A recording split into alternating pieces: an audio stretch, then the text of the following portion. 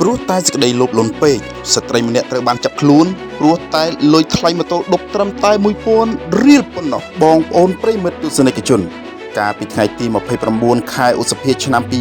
2025កម្លាំងជំនាញមូលដ្ឋានកងរាជអាវុធហត្ថក្រុងសេរីសុភ័ណ្ឌបានទទួលពាក្យបណ្ដឹងរបស់ជនរងគ្រោះឈ្មោះរីណាភេទស្រីអាយុ36ឆ្នាំជនជាតិខ្មែរបច្ចុប្បន្នរស់នៅភូមិខ្លាកូនថ្មីសង្កាត់កំពង់ស្វាយក្រុងសេរីសុភ័ណ្ឌខេត្តបន្ទាយមានជ័យបានប្តឹងចោទប្រកាន់ទៅលើឈ្មោះយុនស៊ឺមីងភេទស្រីអាយុ32ឆ្នាំរស់នៅភូមិតារាងបាល់សង្កាត់កំពង់ស្វាយក្រុងសេរីសុភ័ណ្ឌស្ដីពីករណីលួចប្រាក់តាម QR Code ធនាគារ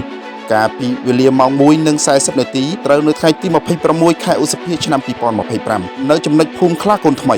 សង្កាត់កំពង់ស្វាយក្រុងសេរីសុភ័ណ្ឌដោយជនរងគ្រោះបានបាញ់ប្រាក់ថ្លៃឈ្នួលម៉ូតូតាមរយៈ QR Code ធនាគារវិញដែលមានឈ្មោះស៊ឺមីងយុនដែលថ្លៃឈ្នួលម៉ូតូដប់ត្រឹមតែ 1000 រៀលប៉ុណ្ណោះតែជនរងគ្រោះច្រឡំបាញ់ទៅចំនួន $1000 ពេលដែលម្ចាស់ករណីឈ្មោះស៊ឺមីងយុនទទួលបានប្រាក់ហើយមិនព្រមប្រគល់ប្រាក់ឲ្យជនរងគ្រោះវិញហើយបានរត់គេចខ្លួនភ្លាមៗក្រោយពីទទួលបានពាក្យបណ្ដឹងរួចកម្លាំងមូលដ្ឋានកងរាជអាវុធហត្ថក្រុងសេរីសុភ័ណ្ឌ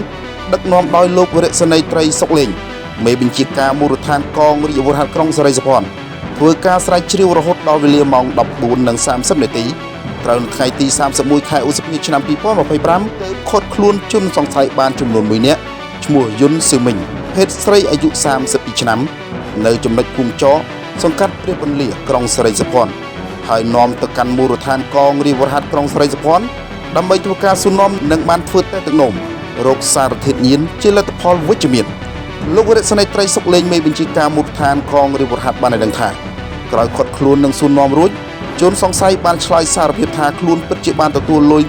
$1000របស់ជនរងគ្រោះពិតប្រាកដមែនហើយខ្លួនបានគេចខ្លួនយកលុយនោះទៅសងគេនិងលេីល្បែងអស់ដោយផ្អែកលើចម្លើយសារភាពកម្លាំងមូលដ្ឋានកងរាជអាវុធហត្ថក្រុងកសាងសំណុំរឿងបញ្ជូនទៅកាន់បញ្ជាការដ្ឋានកងរាជអាវុធហត្ថខេត្តដើម្បីចាត់ការតាមនីតិវិធីលោកវរៈសេនីយ៍តូព្រំថេងប្រធានមន្ត្រីស្រាវជ្រាវនិងបង្ក្រាបបទល្មើសបានឲ្យដឹងថាការបង្ក្រាបករណីខាងលើនេះក៏ទទួលបានការអនុញ្ញាតពីលោកឧត្តមសេនីយ៍ត្រីបោនបិនមេបញ្ជាការកងរាជអាវុធហត្ថខេត្តនិងមានការសម្របសម្រួលនីតិវិធីពីឯកឧត្តមកើតវណ្ណរ៉េតព្រះរាជអាជ្ញាអមសាលាដំបងខេត្តបន្ទាយមានជ័យផងដែរសូមបញ្ជាក់ថាស្ត្រីដែលមានចិត្តលោភលន់ចង់បានរបស់អ្នកដទៃបច្ចុប្បន្នត្រូវបានកម្លាំងការរាជអាល័យព្រំប្រទាននៃកងរាជអាវុធហត្ថខេត្តបន្ទាយមានជ័យធ្វើការបញ្ជូនទៅសាលាដំបងរួចរាល់ហើយកាលពីព្រឹកថ្ងៃអង្គារត្រូវនៅថ្ងៃទី3 ខែមិថុនាឆ្នាំ2025ដើម្បីអនុវត្តតាមនីតិវិធីនៃច្បាប់